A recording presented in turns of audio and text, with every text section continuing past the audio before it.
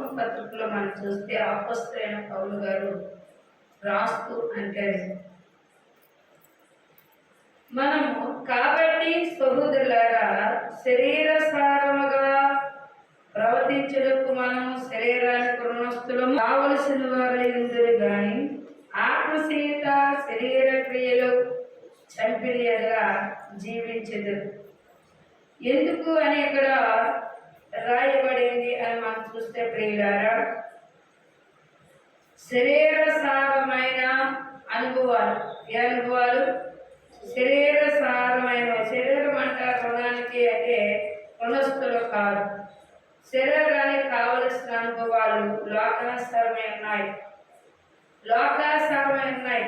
అవి ఎలాంటివి అంటే కోరికలు, అలంకరణ, మరి మనకి నచ్చినట్లు జీవించడం.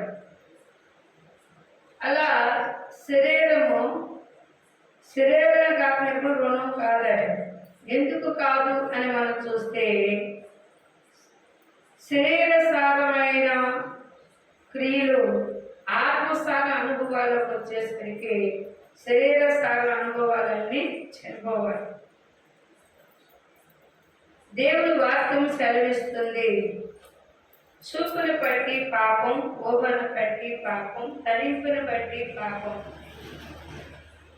నీ పాపము నువ్వు విడిచిపెట్టాలి అంటే క్రియలు చంపివేయాలి. కలలో కూడా పాపం అన్నాడు గురించి. చెడతలంపు కలిగి అతని మీద ఊహించుకోవడము కూడా పాపం అన్నాడు. అట్టి పాపములన్నీ ఏం చేయమని దేవుడు విడిచిపెట్టేయమన్నాడు. వాటి శరీరకులు కనుక అట్లా చంపివేయమన్నాడు. దేవుని స్తోత్రములు. హల్లెలూయా. ఆత్మసారము క్రియలను చంపివేయనల్లా జీవించదు. దేవుని ఆత్మచేత ఎందరూ నడిపింపబడుదురో వారందరూ దేవుని కుమారులై ఉందురు. హల్లెలూయా, హల్లెలూయా. చూసారా ప్రియులారా, వాక్యం సెలవిస్తూ ఉంది. మరొకసారి మనం జ్ఞాపకం చేసుకుంటే ఇక్కడ ఏమంటున్నాడు, దేవుడు ఆత్మచేత ఎంతమంది అయితే నడిపింపబడతారో వారందరూ దేవుని కుమారులే. శరీర క్రియలను చంపివేసి ఎంబడించిన ఆ యొక్క క్రియలను కనపరుచుకున్నాడు కాబట్టి అబ్రహాముని దేవుడు నమ్మాడు. అబ్రహాము దేవుడిని దేవుడు చెప్పుకున్నాడు. ప్రియులారా, ఏం చెప్పుకున్నాడంట? నేను అబ్రహాము యొక్క దేవుడు. చూసారా, అబ్రహాము యొక్క దేవుని అని చెప్పుకోవడానికి వాక్యము సెలవిస్తూ ఉంది.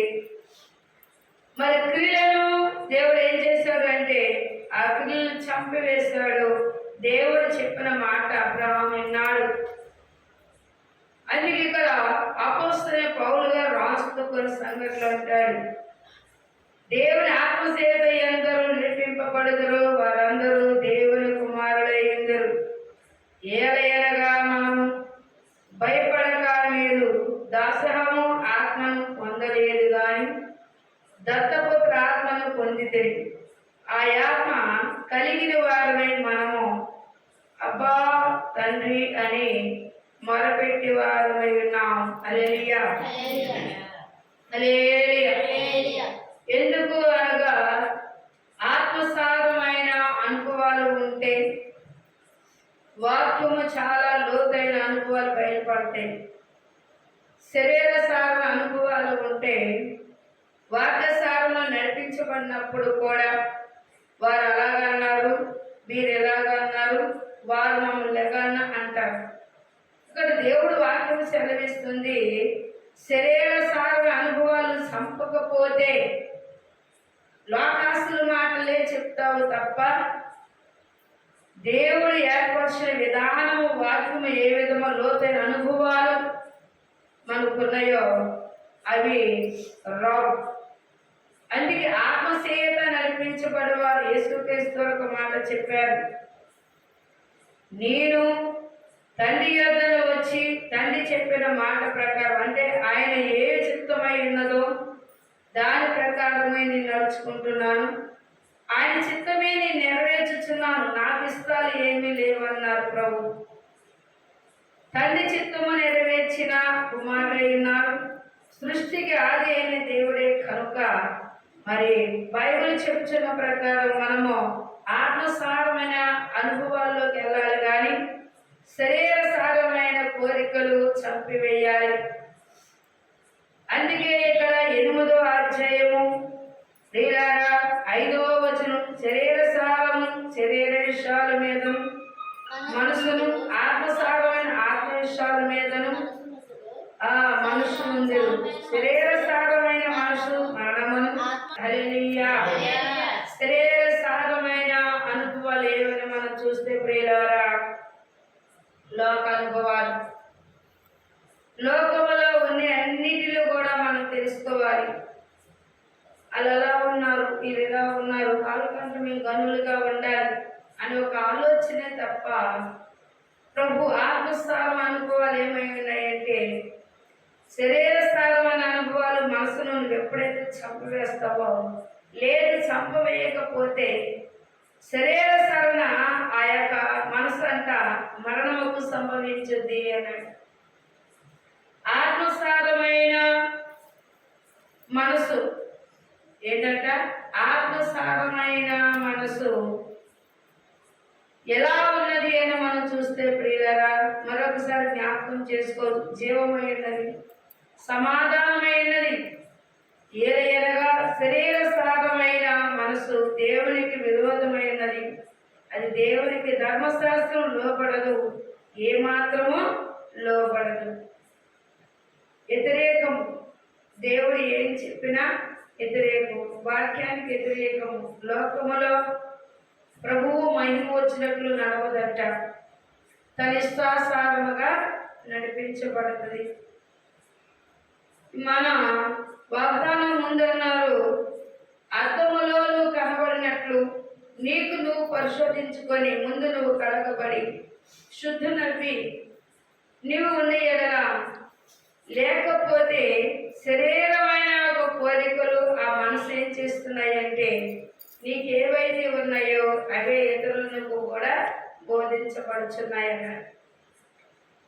8వ అధ్యాయము ప్రియులారా, మరొకసారి జ్ఞాపకం చేసుకుంటే 8వ వచనంలో రాయబడిన మాట,